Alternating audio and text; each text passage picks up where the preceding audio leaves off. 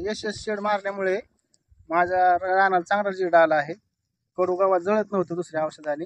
या प्रकारे चांगलं जळाले, सगळं जळून गेले. कुठलं गवत आहे? काँग्रेस. हं. आणि वर कांद्याला बी काय इफेक्ट झाले नाही, हिरवळ आलेली आहे, का पिवळा पडला नाही, मुळकूच झालं त्याला बी म्हणजे थोडाफार रिझल्ट वाटतोय. आणि ह्याच्यामुळे रिझल्ट पंपाला 50 मिली वापरले, 50 ml वापर. 50 ml वापरले. बरं.